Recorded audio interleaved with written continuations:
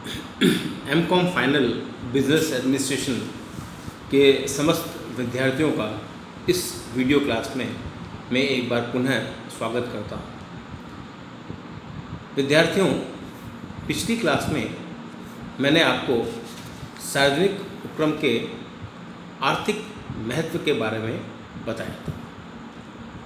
अपन ने ये भी चर्चा की थी कि सार्वजनिक उपक्रम के महत्व दो तरीके के हैं, एक तो आर्थिक महत्व और एक सामाजिक महत्व। जहाँ तक आर्थिक महत्व का सवाल है, इसकी चर्चा अपन पिछले वीडियो में कर चुके हैं। इस वीडियो के माध्यम से मैं आपको लोक उपक्रम या सार्वजनिक उपक्रमों के सामाजिक महत्व को बताने जा रहा हूँ। समाज से बिजनेस बहुत सी चीज़ें लेता है, तो समाज को भी बदले में बिजनेस को बहुत कुछ देना चाहिए। तो बिजनेस से समाज को क्या फ़ायदा हो, समाज को क्या लाभ होते हैं, या सार्वजनिक क्षेत्र के जो बिजनेस होते हैं उनके द्वारा क्या सामाजिक लाभ हो सकते हैं, इनकी चर्चा इस वीडियो के माध्यम से आज अपन करेंगे। जहाँ तक सामाजिक लाभ का सवाल है, सामाजिक लाभ बहुत तरीके से हो सकते हैं, जिसका पहला बिंदु है पिछड़े वर्गों का उत्थान। पिछड़े वर्गों का उत्थान का तात्पर्य ये है कि हमारे देश में पिछड़े वर्ग में आमतौर पर हम अनुसूचित जाति एवं जनजाति को सम्मिलित करते हैं। शेड्यूल कास्ट और शेड्यूल ट्राइब को हम पिछड़ी जाति में सम्मिलित करते हैं। अब सार्वजनिक क्षेत्र के जो उद्यम हैं, इन्होंने पिछड़ी जाति के लोगों के विकास के लिए बहुत से काम किए। जैसे जो अनिवार्य वस्तु हैं जीवन की, उनको सही कीमत पर उपलब्ध करवाकर अनुसूचित जाति एवं जनजाति के उत्थान के लिए महत्वपूर्ण योगदान दिया है। इसके अलावा पिछड़े वर्ग के उत्थान के लिए कुछ राज्य सरकारों ने तो अपने यहाँ पर उपक्रम ही स्थापित कर दिए हैं, जो कि विशेष रूप से आर्थिक जो पिछड़े व्यक्ति हैं उनको अनिवार्य वस्तुएं सस्ती दर पर उपलब्ध कराने का काम करते हैं। इसके अलावा सरकारी उपक्रमों में इन वर्गों के लिए नौकरियों में आरक्षण भी सुरक्षित किया गया है या आरक्षण की व्यवस्था की गई है।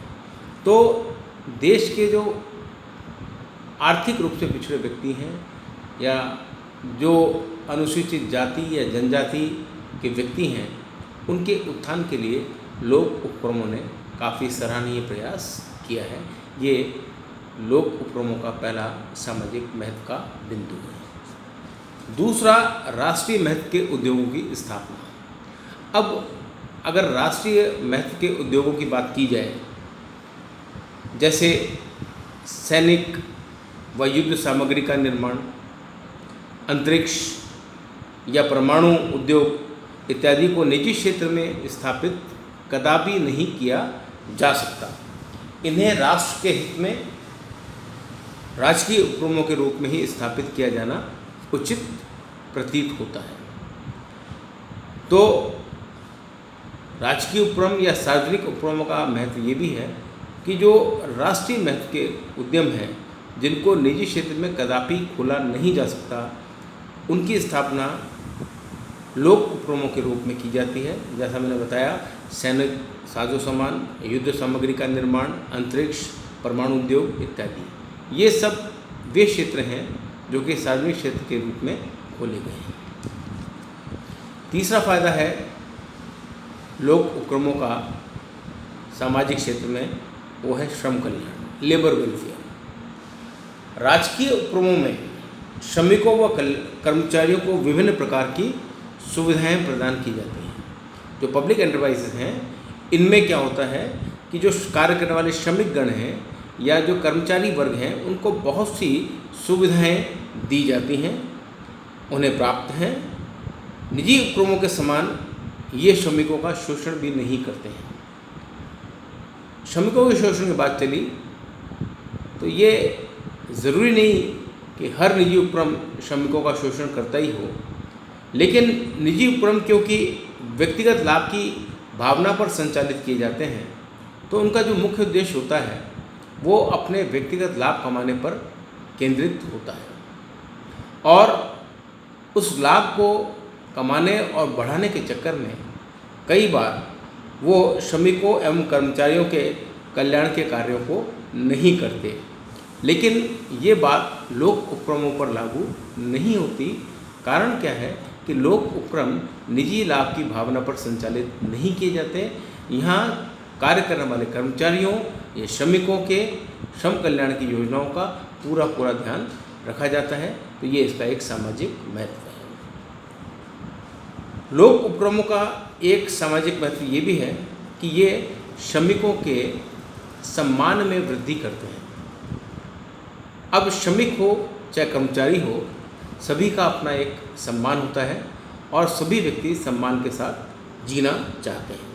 तो लोक उपक्रम एक आदर्श नियोक्ता के रूप में होने के कारण श्रमिकों को विभिन्न प्रकार की सुविधाएं जैसे आवास व्यवस्था, चिकित्सा व्यवस्था, शिक्षण प्रशिक्षण की सुविधाएं, प्रेरणाएं और पदोन्नति के अवसर प्रदान करते हैं। यही नहीं, कई सार्वजनिक उपक्रम श्रमिकों को प्रबंध में सहभागिता देने का कार्य भी कर रहे हैं और अग्रणी हैं। वर्कर्स पार्टिसिपेशन इन मैनेजमेंट की बात भी है। तो ये लोक उपक्रमों में बहुत देखा जाता है, पाया जाता है।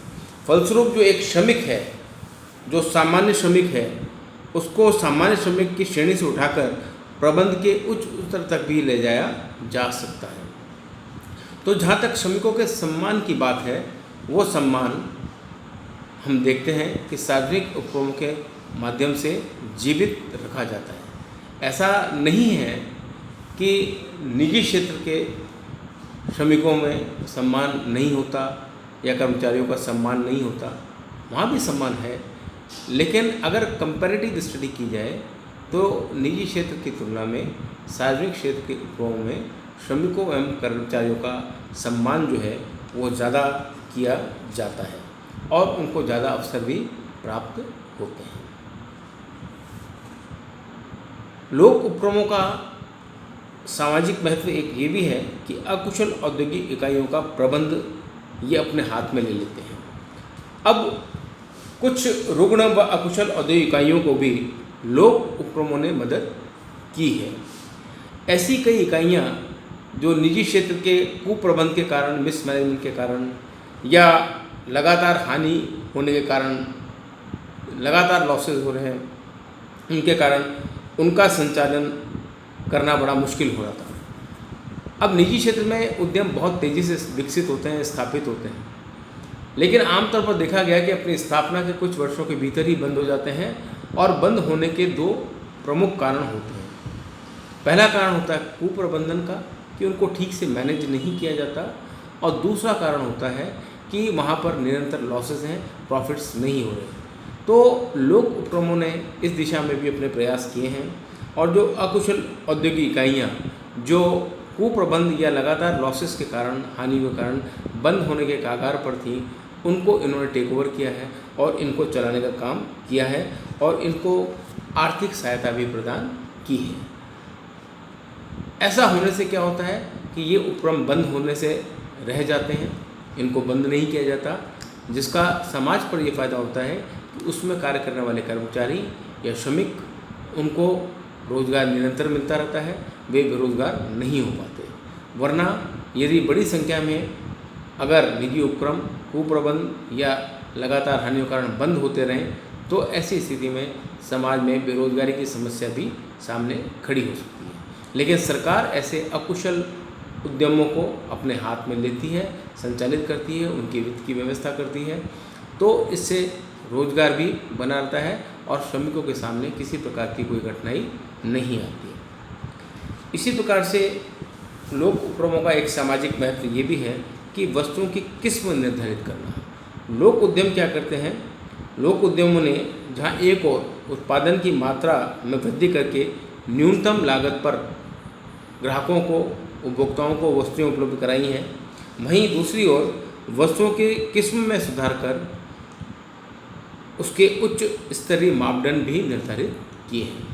यानी वस्तुओं की क्वालिटी की जहाँ तक सवाल है, उस पर भी बहुत फोकस है लोक उपक्रमों का। अगर वस्तुओं की क्वालिटी अच्छी है तो इसका सीधा फायदा उपभोक्ताओं को मिलता है। आज हम अपने देश में ये देखते हैं कि जो लोक उद्यम है या उपक्रम है, उनका जो पूरा फोकस है वो इस बात पर है कि किस प्रकार से क्वालिटी कंट्रोल करते हुए वस्तुओं की क्वालिटी को बढ़ाया जाए, उसकी गुणवत्ता को बढ़ाया जाए। क्योंकि आज के ज़माने में कोई भी ग्राहक कस्टमर ऐसा नहीं जो पैसे देने में आनाकानी करता हो। अगर आपको अच्छी क्वालिटी की प्रोडक्ट्स मिल रहे हैं तो कस्टमर पैसा देने के लिए तैयार रहता है, चाहे वस्तु की आप कुछ भी कीमत लगाइए। हम विदेशी वस्तुओं की डिमांड क्यों करते हैं? उनकी क्वालिटी के कारण करते हैं। ऐसा नहीं कि विदेशी वस्तुएं सस्ती होती हैं, कई बार सस्ती भी मिलती हैं, लेकिन विदेशी वस्तुओं की क्वालिटी या गुणवत्ता उच्च स्तर की होने के कारण हम उनको प्रेफरेंस देते हैं। ये काम हमारे लोग उपक्रम भी कर रहे हैं। ये न केवल वस्तुओं का उत्पादन बढ़ा के न्यूनतम लागत पर वस्तुएं उपलब्ध कराते हैं, वरन ये क्वालिटी कंट्रोल के लिए भी कॉन्शियस हैं और निरंतर रिसर्च के माध्यम से वस्तुओं की क्वालिटी में इम्प्रूव कर रहे हैं। एक फ़ायदा लोक उपक्रमों का सामाजिक क्षेत्र में है जन उपयोगी सेवाओं का संचालन। जन उपयोगी मतलब कि जो आम पब्लिक के उपयोग की सेवाएं हैं, अब चाहे वो रेल हो, चाहे बस हो, चाहे डाकतार की व्यवस्था हो, बिजली, पानी, गैस इत्यादि जो भी जन उपयोगी सेवाएं हैं, उनका संचालन आमतौर पर सार्वजनिक क्षेत्र के द्वारा किया जाता है। इसका फ़ायदा ये है कि जो जन उपयोग की वस्तुएं हैं ये केवल अमीर या गरीब में विभाजित नहीं है, ये सभी व्यक्तियों के लिए हैं। गरीब से गरीब व्यक्ति भी जन उपयोग की सेवाओं को प्राप्त करता है और अमीर व्यक्ति भी प्राप्त करता है। लेकिन गरीब व्यक्ति को या आर्थिक रूप से कमज़ोर व्यक्तियों को ये जन उपयोगी वस्तुएं सुलभ दाम पर उपलब्ध हों, ऐसा प्रयास सार्वजनिक संस्थाओं के द्वारा किया जाता है। अब चाहे हम बिजली की, पानी की बात कर लें, चाहे हम गैस कनेक्शन की बात कर लें, चाहे रेलवे की, चाहे बस की बात कर लें, चाहे डाकतार की बात कर लें, ये आम लोगों को सुलभ है। क्यों? क्योंकि इनकी रेट्स कंपैरेटिवली कम है। अगर आज हम प्राइवेट क्षेत्र में इन चीज़ों को दे देंगे तो निरंतर रूप से हम देखेंगे कि मूल्यों में वृद्धि हो रही है और ये वस्तुएं या सेवाएं जो प्राइवेट क्षेत्र के लोग प्रदान करेंगे वो इसका मूल्य ज़्यादा वसूलते हैं। तो राजकीय उपक्रमों का एक फ़ायदा ये भी है कि इनके द्वारा जन उपयोगी सेवाओं का संचालन किया जाता है, जिसका फ़ायदा समाज के लोगों को प्राप्त होता है। एक फ़ायदा सार्वजनिक उपक्रमों का ये भी है कि ये सामाजिक दायित्वों के प्रति काफ़ी सजग है। आजकल बहुत तीव्रता से एक बात चल रही है, corporate social responsibility. Corporate social responsibility मतलब ये है कि जो बड़े बड़े औद्योगिक घराने हैं, चाहे वो निजी क्षेत्र में हो चाहे सार्वजनिक क्षेत्र में हो, क्योंकि वो समाज में रहकर समाज के लोगों का सहयोग लेकर समाज के साधनों को उपयोग में लाकर अपना व्यवसाय कर रहे हैं, तो वो बदले में समाज को क्या दे रहे हैं। उनका भी फ़र्ज़ है कि वो भी समाज को कुछ दें, सामाजिक उत्तरदायित्व का निर्वहन करें। तो हम देखते हैं कि आजकल कॉर्पोरेट सोशल रिस्पॉन्सिबिलिटी का ज़माना है। नियम भी पारित हो गया है कि आपको अपने लाभों का कुछ प्रतिशत CSR पर खर्च करना ही पड़ेगा, चाहे वो निजी क्षेत्र हो चाहे आपका सार्वजनिक क्षेत्र हो। लेकिन सार्वजनिक क्षेत्र किसी दबाव में नहीं, बल्कि बगैर किसी दबाव, बगैर किसी कानून के ही CSR उपयोग में ला रहे हैं और समाज के लोगों का भला कर रहे हैं। हमने देखा पहले कि बिरला, टाटास जो बड़े बड़े व्यवसायी थे, इन्होंने अस्पताल बनाए, धर्मशालाएं बनाई और भी कई चैरिटी काम करते हैं। तो ये क्यों करते हैं? ये कॉर्पोरेट सोशल रिस्पॉन्सिबिलिटी के तहत करने वाले करते हैं। तो सरकार भी सार्वजनिक क्षेत्र में उद्यम लगाती है तो वो भी इन बातों को पूरा ध्यान रखती है। एक अन्य फ़ायदा समाज को जो मिलता है सार्वजनिक उपक्रमों से, वो है अनुसंधान, औद्योगिक अनुसंधान और विकास का। लोक उपक्रमों ने निजी क्षेत्र के परंपरागत तरीके को त्याग दिया है तथा इस क्षेत्र द्वारा नए नए अनुसंधानों पर बल दिया जाता है। ये आप भली भांति जानते हैं कि रिसर्च और डेवलपमेंट पर जितना पैसा खर्च होगा उतना ही उद्योगों का फ़ायदा होगा। लेकिन रिसर्च और डेवलपमेंट पर पैसा खर्च करने के लिए पैसा चाहिए। और विदेशों में यदि हम भारत की तुलना विदेशों से करें तो विदेशों में उद्योगों में रिसर्च और डेवलपमेंट में जितना पैसा खर्च किया जाता है उसका बहुत कम प्रतिशत भारतवर्ष में खर्च किया जाता है।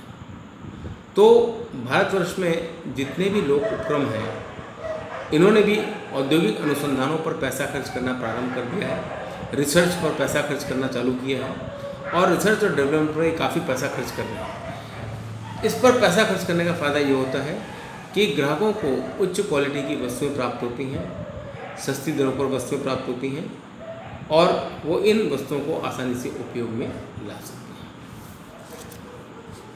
एक अन्य फायदा लोक उपक्रमों का समाज के तौर पर देखा जाए तो वो ये है कि सामाजिक जीवन स्तर में वृद्धि हुई है। सामाजिक जीवन स्तर में वृद्धि या स्टैंडर्ड ऑफ लिविंग जो है लोगों का, ये बहुत तेज़ी से बढ़ा है सार्वजनिक उपक्रमों के आने के बाद। राजकीय उपक्रमों द्वारा समाज में रोजगार के विभिन्न अवसरों का सृजन किया जाता है, क्योंकि राजकीय उपक्रम जो होते हैं या सार्वजनिक क्षेत्र के जो उद्यम होते हैं ये बड़े पैमाने पर संचालित किए जाते हैं। तो इसमें बहुत से लोगों को रोजगार मिलता है, प्रत्यक्ष रूप से अप्रत्यक्ष रूप से। परिणाम स्वरूप समाज में प्रति व्यक्ति आय बढ़ती है, पर कैपिटा इनकम बढ़ जाती है तथा जब पर कैपिटा इनकम या प्रति व्यक्ति आय बढ़ती है तो इससे लोगों की क्रय शक्ति भी बढ़ती है।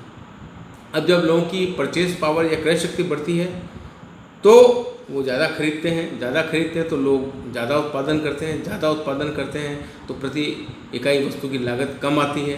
तो ये एक सर्किल है। तो कुल मिलाकर कहने का तात्पर्य ये है कि देश में लोगों का जो सामाजिक जीवन स्तर है, इस जीवन स्तर को ऊंचा उठाने में भी सार्वजनिक उपक्रमों का महत्वपूर्ण योगदान है। क्यों योगदान है? क्योंकि एक तो ये समाज में कम कीमत पर बढ़िया वस्तुएं ला रहे हैं और दूसरा रोजगार के अवसर प्रदान कर रहे हैं, सृजन कर रहे हैं, जिससे लोगों को रोजगार मिल रहा है तो लोगों को पैसा प्राप्त हो रहा है तो लोगों की क्रय शक्ति बढ़ रही है तो उपभोग बढ़ रहा है और उपभोग बढ़ने से उत्पादन बढ़ रहा है। तो ये एक सर्किल है जिसके माध्यम से हम देखते हैं कि समाज के लोगों के जीवन स्तर में अभूतपूर्व वृद्धि हुई है। तो ये कुल मिलाकर अपन ने लोक उपक्रम या सार्वजनिक उपक्रम के सामाजिक महत्व की आज चर्चा करी। तो ये महत्व खत्म हुए। मैं एक बार पुनः बता दूं कि सार्वजनिक क्षेत्र के महत्व को हमने दो भागों में बांटा था। आर्थिक लाभ क्या है सामाजिक उपक्रमों के और सामाजिक लाभ क्या है। आर्थिक लाभ मैंने आपको पिछले वीडियो में बताए थे, सामाजिक लाभों की चर्चा इस वीडियो के माध्यम से की है। इसके पश्चात अब अगले वीडियो में मैं आपको सार्वजनिक उपक्रमों के क्या दोष हैं, इनसे क्या हानियां हैं, क्या इनकी डिमेरिट्स हैं, उनके बारे में भी विस्तार से बताऊंगा। आज के लिए इतना ही। धन्यवाद।